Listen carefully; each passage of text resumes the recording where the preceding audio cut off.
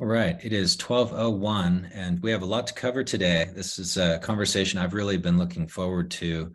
Appreciate all of you tuning in. We had a lot of interest this month, which is fantastic to see. Appreciate the engagement. We'll be talking about energy policy and incentives, carrots and sticks in the more crude sense. But all of this is building momentum, and there's momentum in the market at all levels. So really excited about today's conversation. I'll be giving a brief intro and then we'll be getting into it. Next slide, please. My name is Dave Hodgins. I'm Executive Director here at the LA Better Buildings Challenge, and I will be asking some questions today. Really excited to have some distinguished guests who will be doing a lot of the talking. So do a quick little housekeeping. I'll get into the intro and we'll get into it. As always, we'd like to thank our sponsors, funders, the LA Department of Water and Power. It's really an honor and a privilege to have been doing this work together for over 10 years now. It's really hard to wrap my head around sometimes, but really appreciate the partnership, and we'll have two of our core partners on today to share with you where things are, where things are going, and how you all can fit in. As usual, lines will be muted. Keep things orderly. I hope we will have some time for Q&A. I'm sure that folks want to take advantage of this opportunity to get some questions out there. So please do submit those. If we're not able to get to everything today, we will work to do that in the follow-up. As always, we will distribute the slides and resources that are mentioned as we go along, as well as some key takeaways and useful information on Friday. So look for that in your inbox, and we appreciate your feedback as always. So as I talked about, I'll give a brief introduction, what is kind of going on in the macro context, and then get into speaker introductions, discussion, and Q&A. So it's going to be very conversational today. So with that, let's jump in. First thing I want to make sure that everyone is aware of is our existing buildings energy and water efficiency ordinance, EBW, is back on. So I was told during COVID, now that emergency order has been lifted. And so those requirements are back in effect. I'll have in a couple slides, I'll get to a more detailed breakdown of the deadlines. But the headlines are that buildings that had a reprieve during COVID now need to comply this year, which all added up means that 3 waves of buildings, and it was originally supposed to be about 20% each year, phased out over 5 years. Now we got 3 waves coming due this year. So this is a lot of activity that needs to happen. Benchmarking is, as always, in June. The audit and retrocommissioning or exemptions for buildings that meet an exemption will be due later in the year. And everyone should have received notices from Building and Safety. Those went out on February 27th. And so look for those. Those should have gone both to the owners of record as well as to the property managers. That's a picture of what it looks like on the right.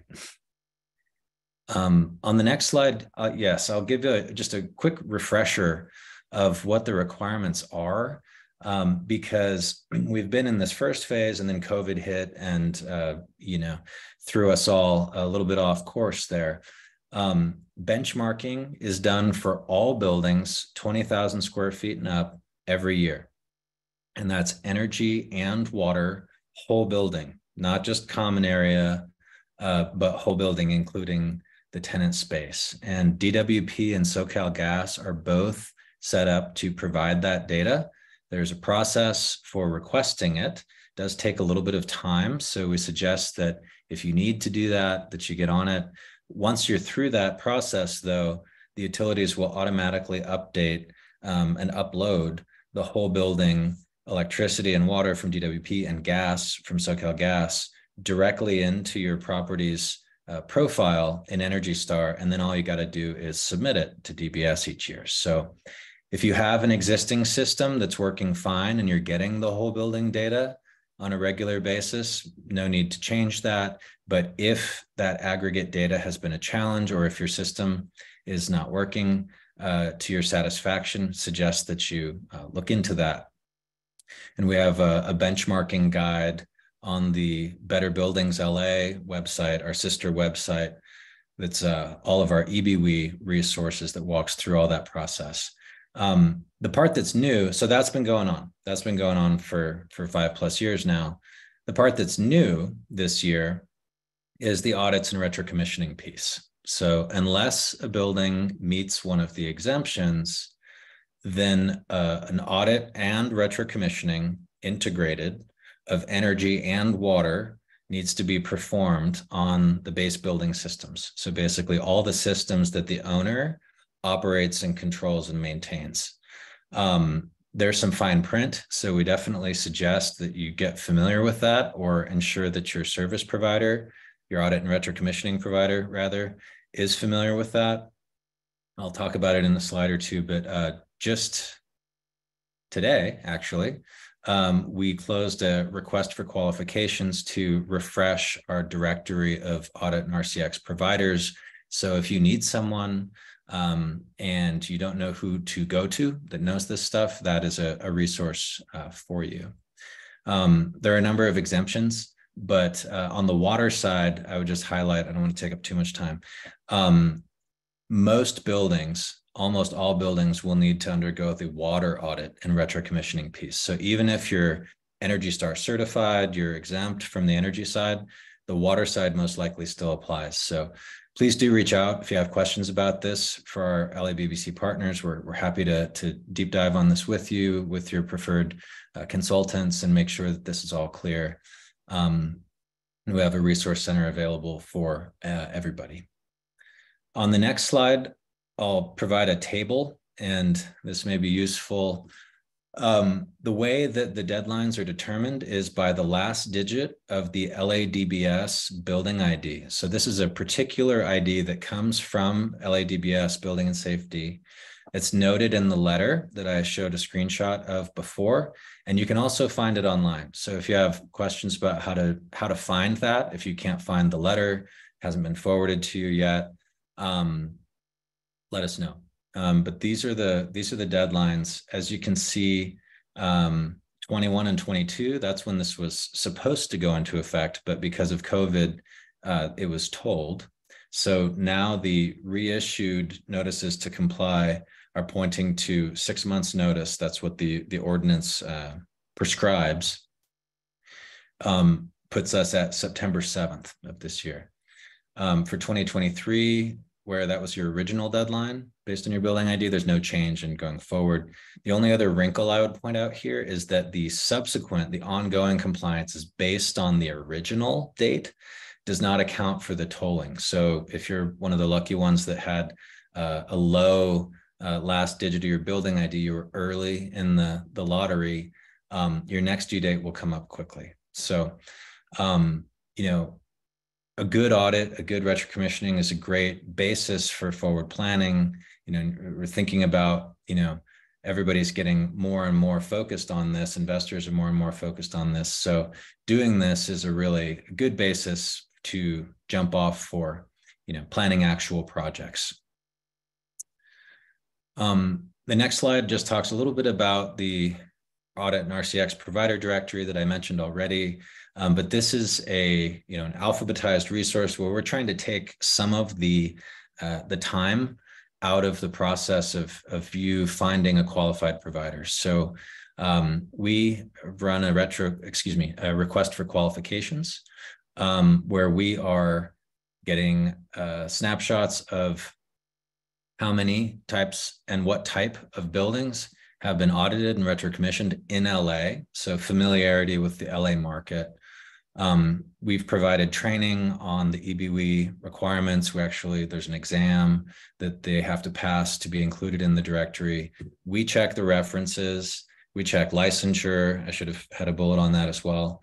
And they also have to be registered with EPA. So there's a few levels of checking that we will have done. So you know that at least these firms have a local presence. They do this work in LA. They've been trained on the ordinance, and we've checked some references. So we hope that that's a helpful resource. We've gotten really good feedback on it. Again, this is all going to come up very quickly and be a really useful springboard, I think, for forward planning. So shifting from EBW, Council recently passed an all-electric new buildings ordinance. And so here's a little timeline at the bottom, but new construction in LA is all electric now. So on the next slide, you can see some of the momentum, and some of you are already dealing with other types of existing building policies that go into carbon accounting, whether that's a building performance standard or called by another name. So you see this in other markets. That is, we'll hear from Marta about where things are at currently in LA. There's nothing formal yet in place, but it is a national trend, and so planning ahead, of course, is where we want to be on our front foot. LA 100 is a groundbreaking study. David or Arash may say a couple of words about that when we get to that part of the conversation, but a groundbreaking study looking at the potential to take LA's entire grid to 100% clean energy. It's super exciting. And this isn't just, a theoretical plan. It's actually, pathways with cost effectiveness assessments attached to it. And guess what? Efficiency, building modernization is really the key to making this whole thing work economically. So there's a lot that's happening already at the local level. Some of you may have been following what's happening on the federal side with the Inflation Reduction Act, but this really is a historic investment on the next slide of federal incentives into the space, over $400 billion worth. It comes in a few different forms, which I have a pie chart on the next slide that shows how that breaks down. But 250 of the 400 is focused on energy, right? So that's the big lever, of course. And then on the next slide, we see how it breaks down a little bit further. A big piece of that is going to be in the form of incentives. A lot of those details are still being worked out. Tax incentives, excuse me, not direct financial incentives, but tax incentives. Fixing some issues that have made certain credits and deductions inaccessible for various types of organizations. So indirect in that sense. But in here also is money for really activating private financing of these types of retrofits. And the city is very focused on ways to participate in as many of these slices of the stack as possible. So, that's positive news, but creates, some unknowns. So what do we do now? On the next slide, please. So right now, there's still a lot of unknowns. I think net zero, I think 21 was kind of the year of the net zero commitments. And last year we saw that kind of snowball, a lot of focus on getting our data in order, right? Participation in GRESB, following what's happening with the SEC, getting all of our energy and financial data in order. And starting to get a handle on, maybe at the building level, this first bullet, what is a pathway to net zero carbon? Some of our partners are down the road a little ways with that, either with internal assessments or working with vendors.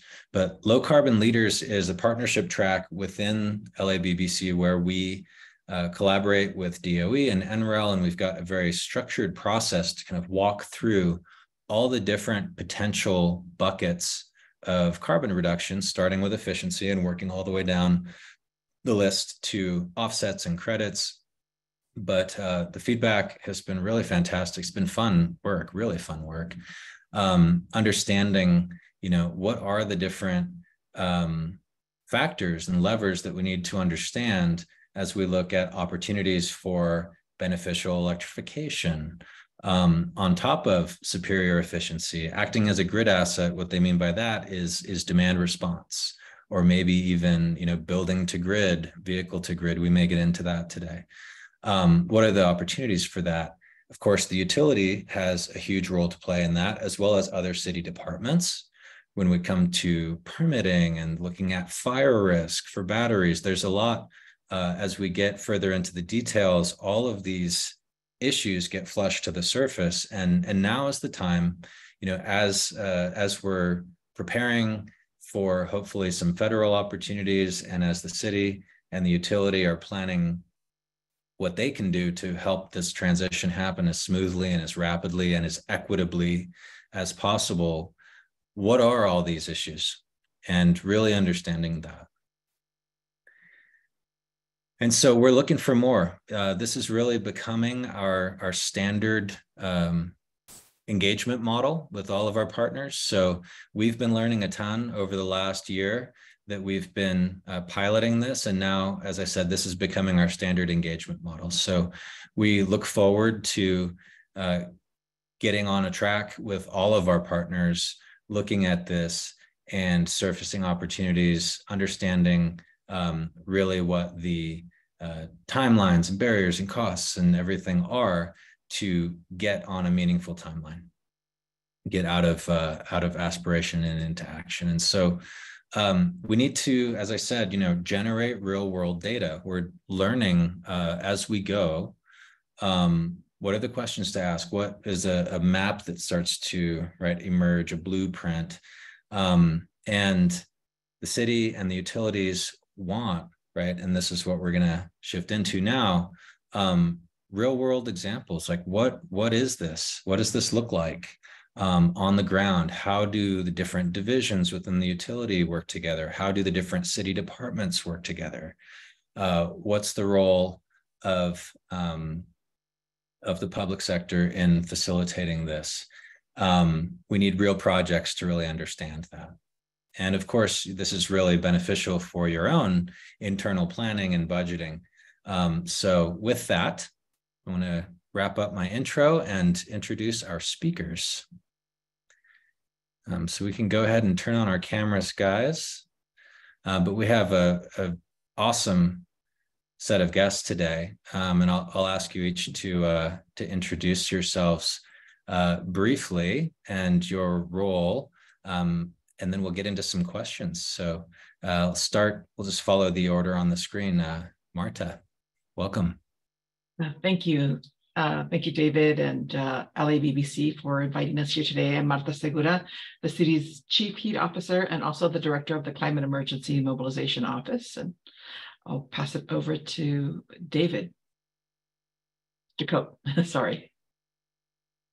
Hi, thanks, Marta. Thanks, Dave, for the intro. I'm David Jacot, Director of Efficiency Solutions here at LADWP. I oversee our energy efficiency programs as well as integrating building electrification, customer building electrification measures into those programs. And good morning, folks. I'm Arash Sadie. I'm a power engineering manager within our power planning division. Back to you, David Hodgins. All right, thank you, Arash. Your title, we had to squish it to get it onto the onto the slide. So thank you all for joining today. And this is a really timely conversation. And like I said in the introduction, I recognize this is a really time of huge transition, right? A lot of unknowns, a lot of real-time learning happening. And so I think, this is a really timely conversation, as I said.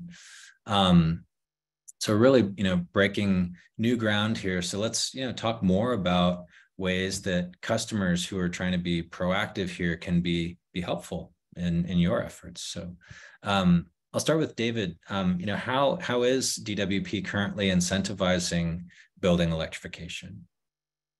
Thanks, Dave. Yeah, we're developing a full suite of building electrification measures to put in our various customer programs, energy efficiency programs. Like I said, they will have building electrification as well, so that when you're participating in energy efficiency and you want to do electrification, it'll be a one-stop shop, or if you just want to do electrification.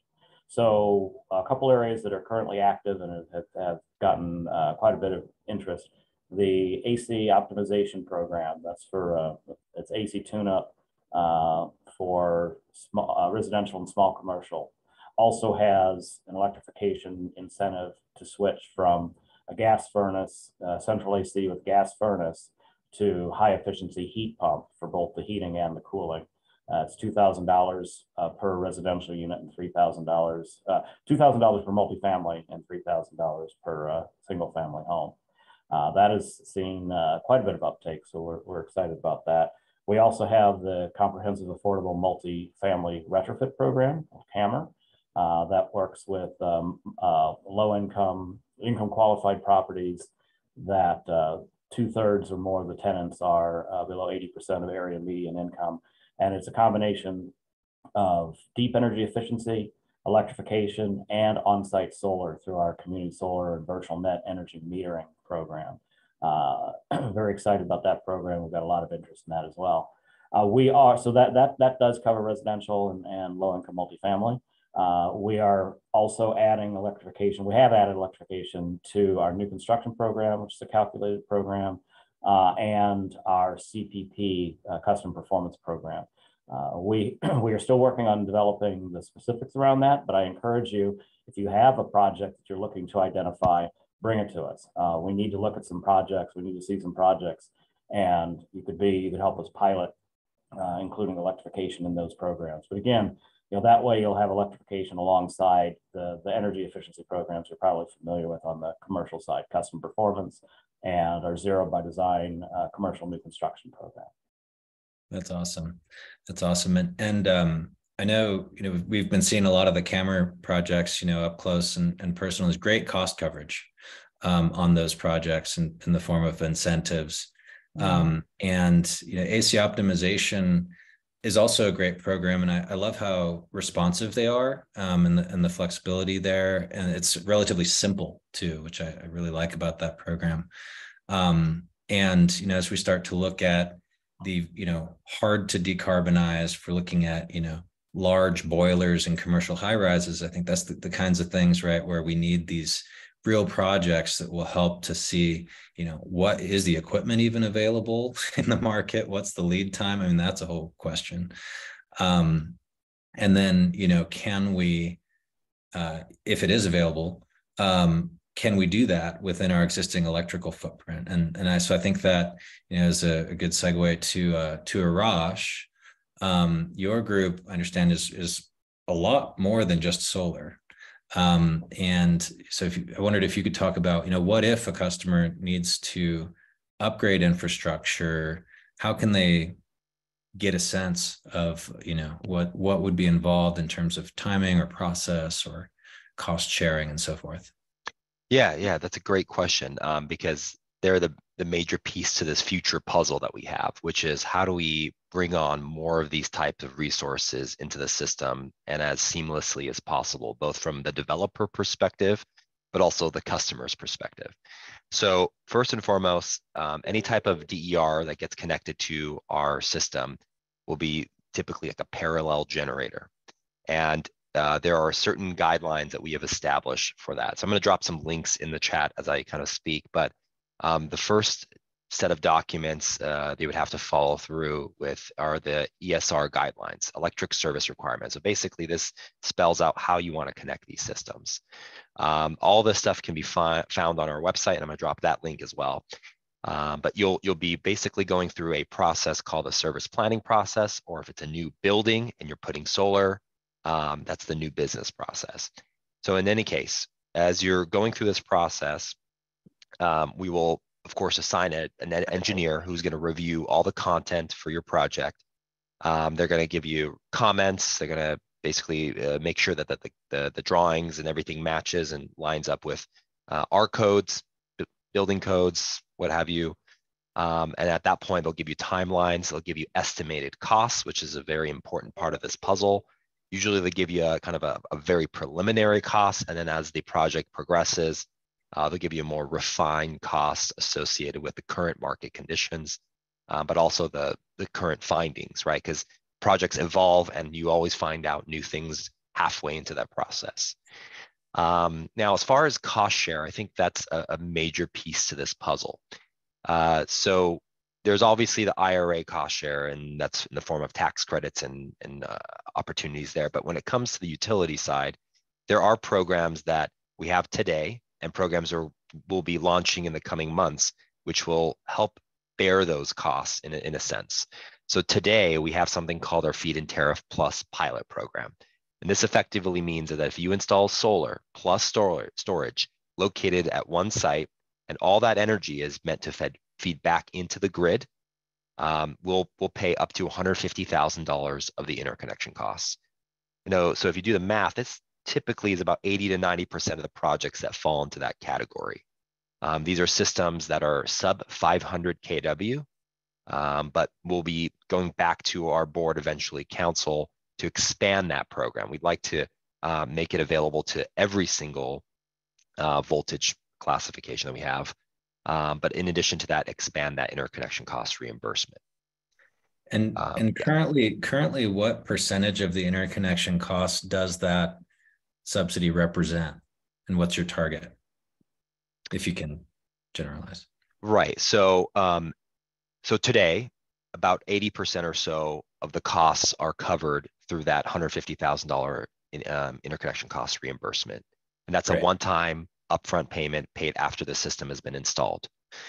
The plan is to expand that in the future. So if we're going to a higher voltage circuit, we require a certain type of switch gear and all the other ancillary equipment.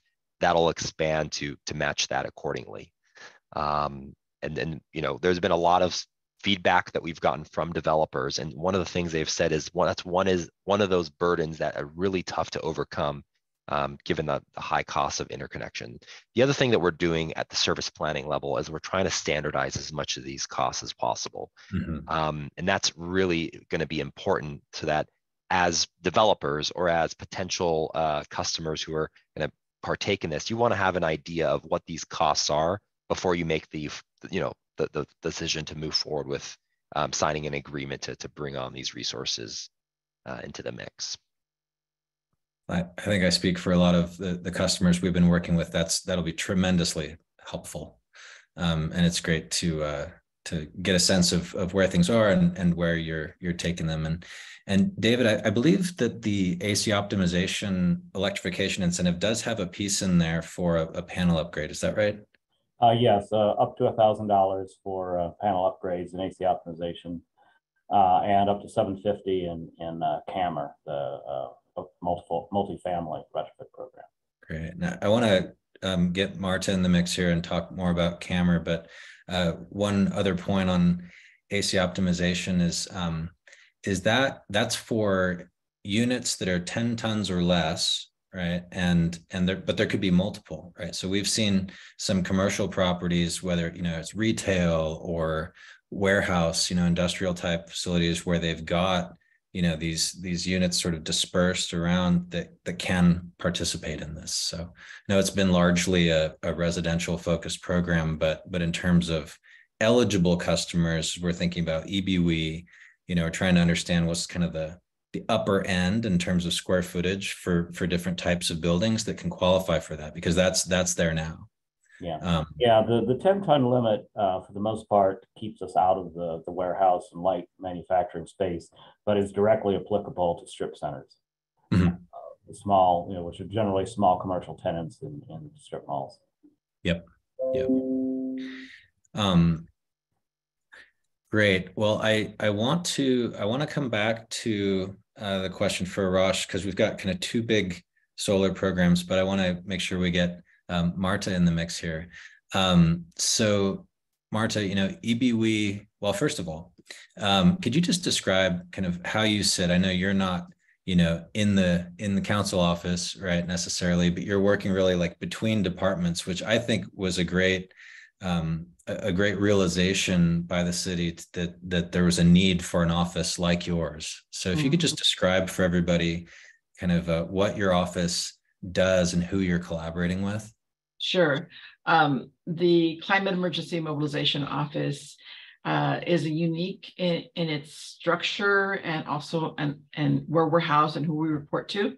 So basically, we're in the Board of Public Works, intentionally designed that way. And I report both to the mayor's office and to the council office and also the Board of Public Works. And I really don't think that there's another office that has those three formal responsibilities. Of course, we all talk to each other and there's conversations going back and forth, but I'm really kind of in the middle of all of that, which gives me and my office the ability to advocate for constituents, advocate for organizations that are out external to the city of Los Angeles. So we do a lot of stakeholder engagement with what we call the Climate Equity LA series, focus groups, surveys, and we'll be helping the Department of Building and Safety as well with their stakeholder engagement. That's going to be happening quite soon with regards to building performance standards and creating benchmarks for the electrification of buildings. So I think I see CMO as kind of a internal advocate for community voices, but really trying to center equity and health in an approach that serves the city and is a real win-win situation, because we can't just build without focusing on equity and health, because the charter of the city, we were created to protect the health and safety of residents, right? Mm-hmm. So that's I have a public health background, and I always bring that to front and center, because aside from having buildings that are there for, corporate profit making, affordable housing purposes, et cetera, we really need to always center it in equity and health. So I'll stop there for a second.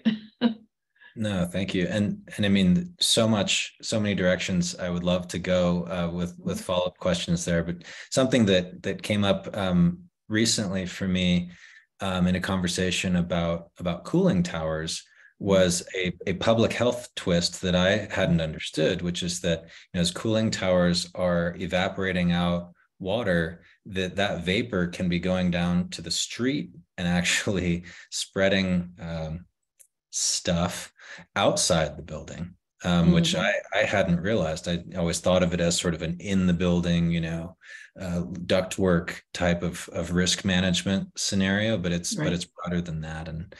And I think there's so much growing understanding about the values of healthy homes and healthy workplaces, and a more human-centered approach, especially post-COVID. So that's right. Yeah, because as we promote the electrification of stoves, for example, or equipment that conditions the thermal comfort of our homes, it's not just to reduce carbon emissions, it's to reduce all the emissions, to prevent triggers for asthmatics or people with COPD, to make sure that we're providing equitable, healthy homes to all Angelenos, so that so that we all have healthy, thriving homes, and we can prevent these avoidable deaths and hospitalizations in the historically disinvested areas, and really for all Angelenos. Yeah. Well, I think that points to kind of the broader issue of resilience, right? Which is, I think, kind of an overarching theme here. And so I want to come back to Arash, because your group is looking also at other types of DERs and energy storage, which has a really important role in stabilizing, hardening the grid, spreading loads, managing loads, shifting loads. I think you started to allude to it, but could you speak a little bit about ideas to incentivize more energy storage? Sure. So we're in the midst of going to our Board of Commissioners as early as this Tuesday for a pilot program called the Commercial Energy Storage to Grid program. And effectively what this program will do is allow for both standalone pad-mounted type of energy storage systems and mobile energy storage systems. So if we're thinking mobile, we're thinking things on 4 wheels. If it's pad mount, we're thinking something like just a standalone BESS sitting on a concrete pad. And the beauty of this is now we're able to publish an export rate for this. So both an EV export rate and just a better energy storage export rate. Part of that program will include bearing some of the interconnection costs associated with these projects. So that's great news, and this is available in the entire service territory, so available all across our territory. And ultimately, the key thing here is we want to make sure that as we expand our resources, usually externally through importing energy, that we were able to store that energy and be able to dispatch that during critical peak hours. And so this program effectively does that, and obviously will evolve as we learn more and more about how we can dispatch these resources. Meanwhile, we're also building our own projects, right, on city facilities, our own facilities, where it includes a grid resiliency or ride-through microgrid kind of capability, so that those critical facilities, like rec and park facilities that serve as cooling centers, can remain operational throughout heat waves and outages that we encounter. Great. Yeah, it's really exciting. We'll be following that closely, and for everybody that's interested in that, we'll make sure to include that in future Synapse emails, which is our newsletter. And Arash, one more point. Does that also include thermal energy storage or just electricity storage? At the end of the day, we need the electrons, right? So as long as there is a manner in which electrons make its way through a meter, there is a benefit from a financial perspective for participation. Great, thank you. No, that's fantastic. We've been, big promoters of the demand response program, which, if anyone is listening that hasn't considered that, I strongly suggest that you do. There are incentives both for just capacity and for actual sheds. So, and we've heard from a lot of partners we worked with that through that process of figuring out how to curtail on the days when you're asked to, you find great ways to manage demand throughout the year. And that's huge cost savings from the way that the bills actually work. Where to go next? Getting back to the policy piece, Marta, you mentioned there's conversations are ongoing, and stakeholder engagement is going to be picking up again. Is there any more that you can say about the stakeholder engagement specifically that you're leading? I suppose that's the Climate Equity LA series. Sure. Well, I mean, I think that it's going to be really important for everybody listening here today that is interested on advocating for future building performance standards or building decarbonization policies to share their information with David Hodgins and LABBC, and he'll give it to me so that we can include you in all the mailing lists, so you can attend those probably virtual, mostly meetings, but maybe some in-person ones, so that we can have a discussion with you about what you hope to see in LA's electrification policies for city buildings and non-city buildings. So just so that you know, I think we're probably leaning towards building performance standards, and we want to make sure that there is a lot of stakeholder engagement, both from the corporate side and from the communities and the environmental justice and the environmental organizations, that everyone's involved and everyone is important in this conversation. Because as I stated earlier, we really need benefits for those who own the buildings and operate the buildings and keep them functioning for a healthy, thriving Los Angeles, but also want to avoid displacement like we might have had with the earthquake retrofits. We definitely want to stay away from those kinds of unintended consequences and learn from those lessons and make LA climate friendly, healthier, affordable, and so people can just enjoy living here in Los Angeles. Great. Well, I see some questions also coming in from the audience, so I want to get to some of those as well. This is an interesting one.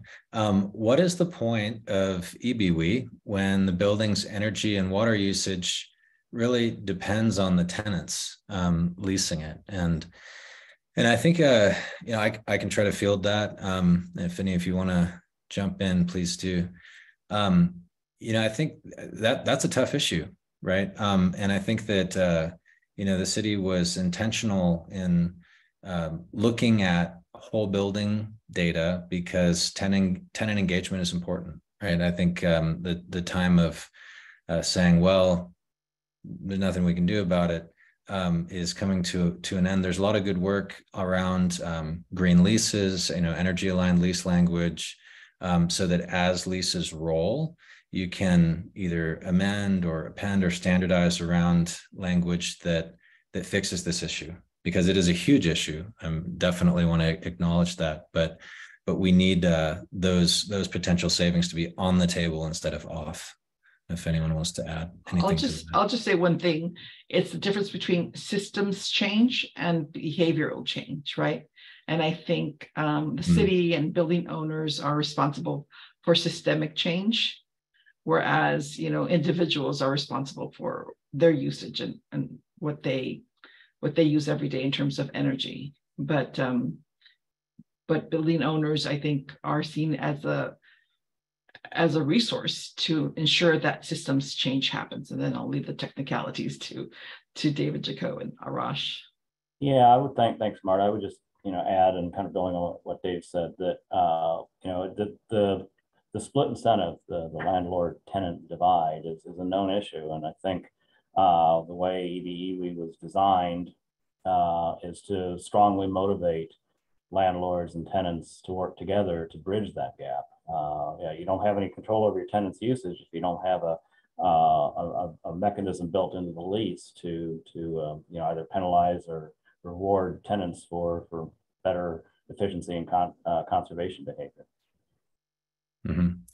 And we can maybe include in the follow-up a link to, there's a bunch of good resources. A group called the Institute for Market Transformation, IMT, has published a bunch of great stuff about green leasing.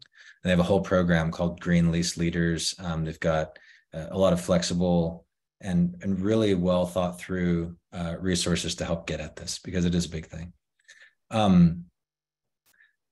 This is another good one. Energy Star ignores the fluctuation of carbon related to time of use, right? This is an issue, right? It's only looking at monthly data, and then what gets reported to the city is annual.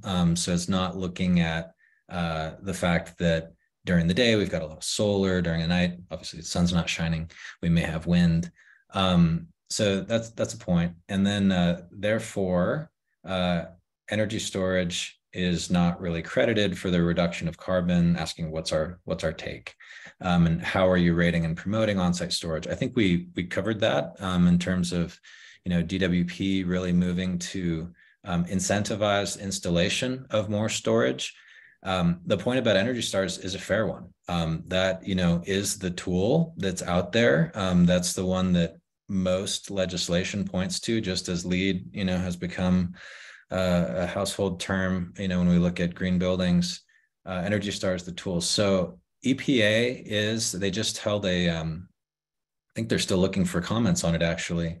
They're launching a new certification called Next Gen, which is an evolution of Energy Star that starts to try to account for this. And so I think that a lot of the normalization, we've been getting lots of questions about, well, during COVID, occupancy was way down and da-da-da-da. So Energy Star, is not a perfect tool. It's clunky at best, but it is the one that is out there and is in practice and is being used and pointed to.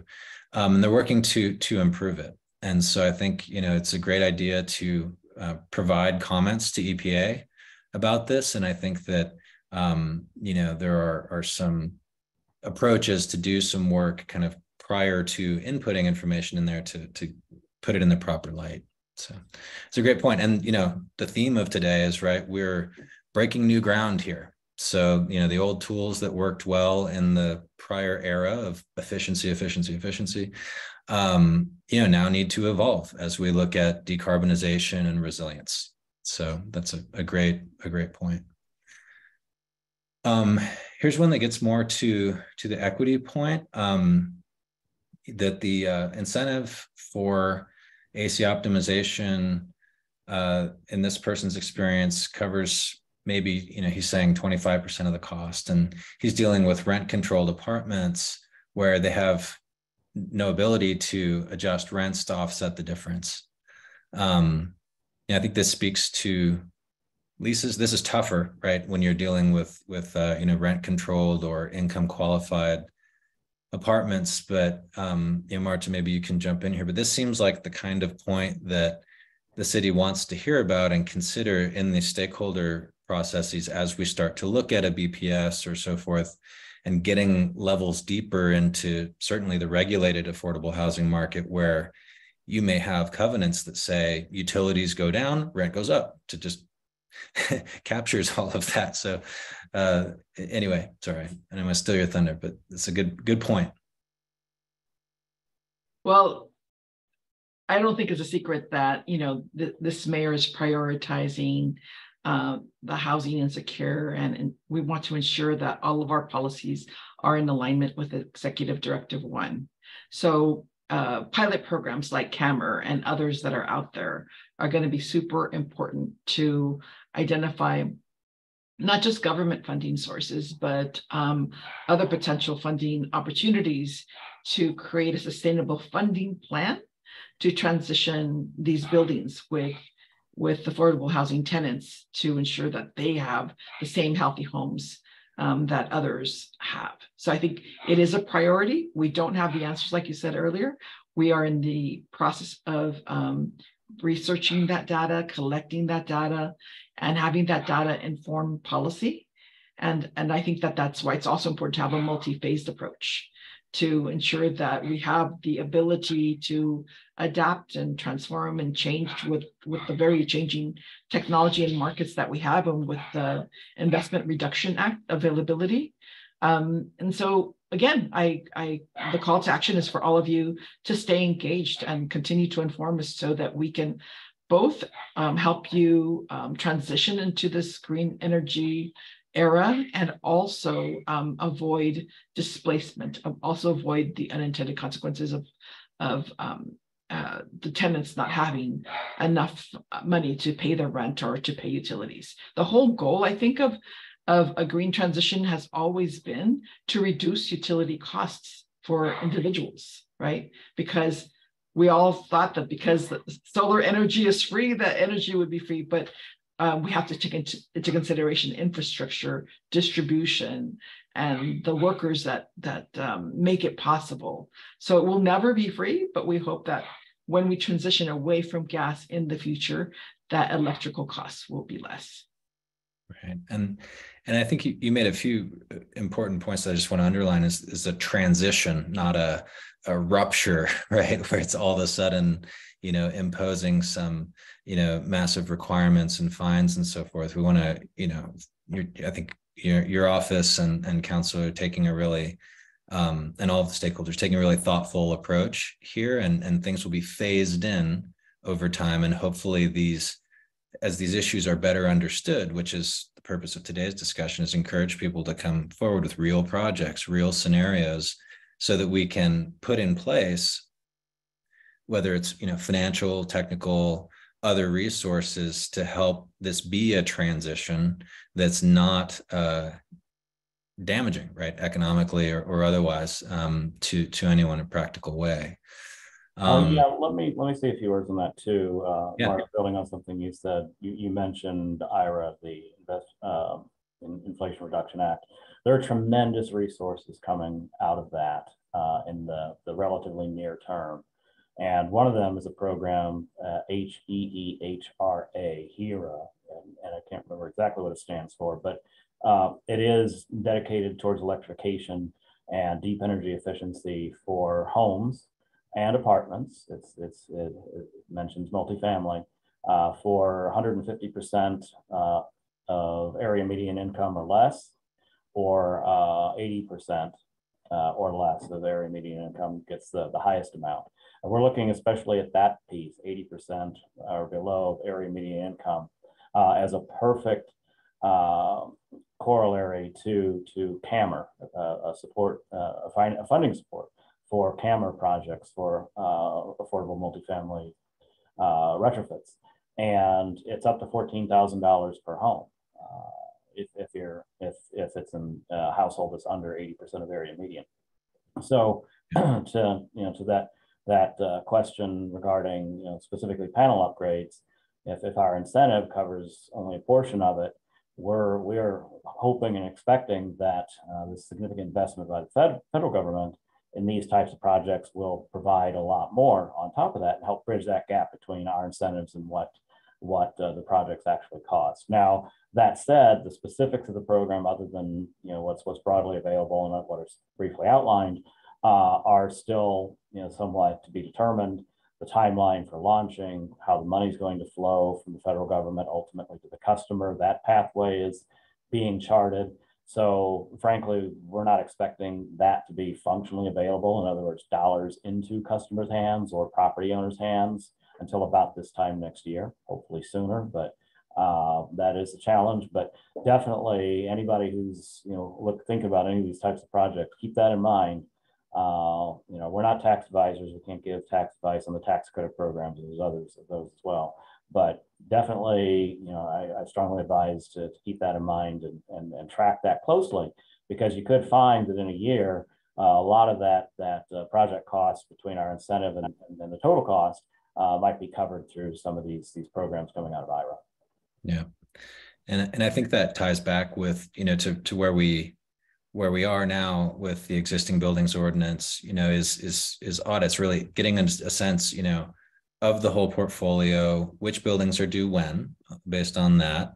What are the opportunities and constraints at each building? And like you said, these resources won't come online for at least a year, right? Some of the incentives and programs coming out from the utility are also going to take some time too. So now is the time for planning and really mapping out, where are we trying to go?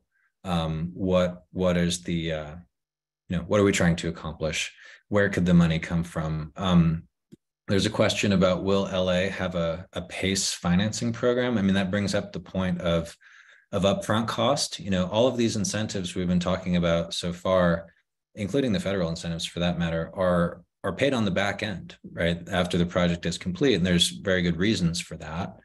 But that leaves, upfront cost as an issue. And, even for well-capitalized, customers with access to capital markets, it can be difficult to, there's a lot of inertia, right, in the various aspects of the market here. So third-party financing, private financing is going to be important. It's something that we're working very diligently on, as David and Marta are aware. We will be launching a directory of capital providers that are currently active in the market for folks that are interested in that. PACE, to be specific, is available in LA County. It's enabled through a few different mechanisms at the state level. So that is, LA doesn't need to have its own PACE program, I guess is the answer to that question. PACE can be done in LA. There's a way to do that. Gosh, lots of great questions.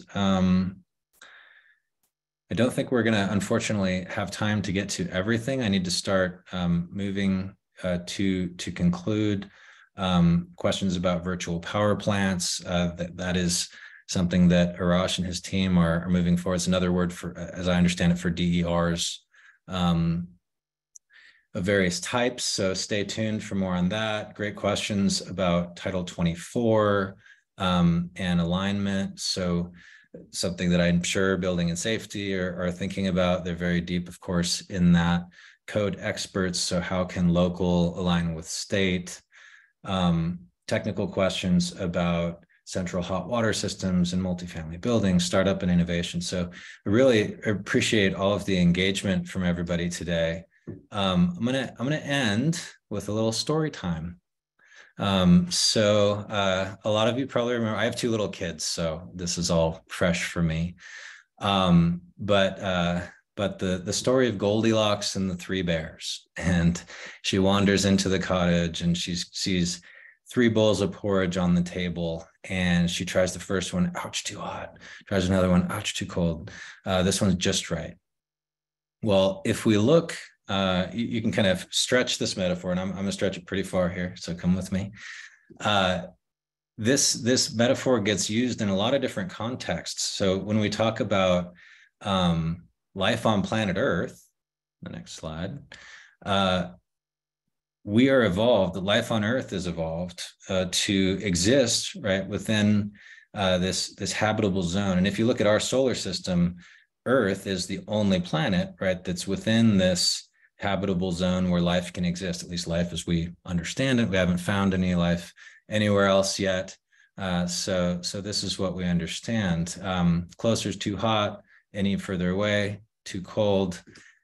There's a great TED Talk, which we'll include in the notes, that takes this idea to life on Earth itself. So on the next slide, we see a very tight band. So I don't know if everybody can read this, but you see that temperature, this is global temperatures from years before present, going back 10,000 years, which was the last ice age, when the first data point is here is when saber-toothed tigers went extinct, my son's favorite animal. Ever since saber-toothed tigers went extinct, we've been plus or minus 2 degrees. And this is what we call the Goldilocks zone, not too hot, not too cold, just right.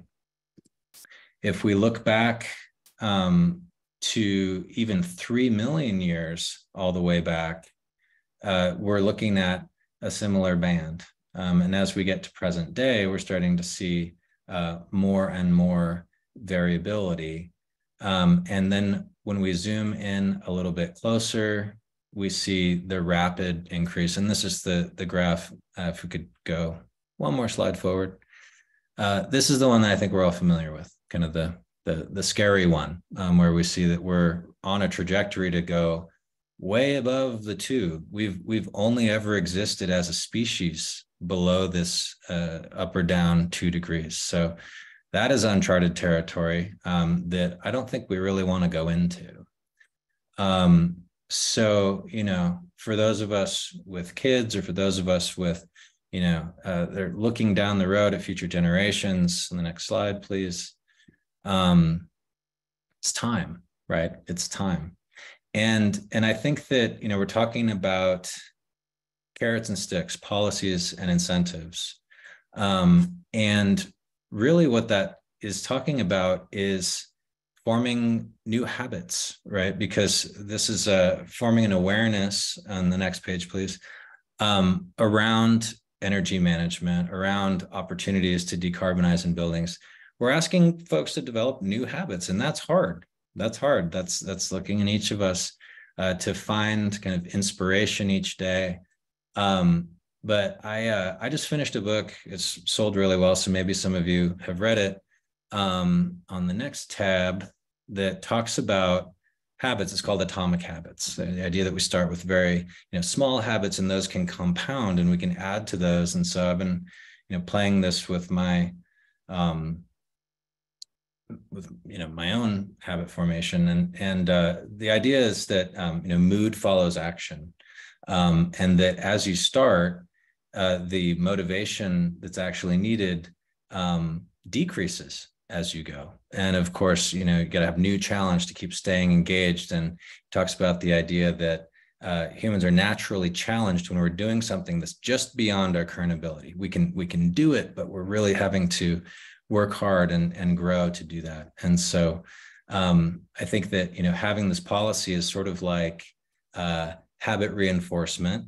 And we've got some accountability coaches here and incentives that are trying to reward the new habits. So I think, you know, each of us has a lot to contribute in terms of learning. On the next slide, please.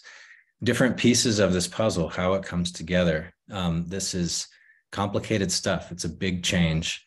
And I appreciate all of you joining today, and look forward to hearing from you as we chart our way forward here. So with that, we will end right on time. Thank you to our speakers today for making the time. I know you're all super busy, and thank you to all of you for your great questions. See you next webinar. Thank you.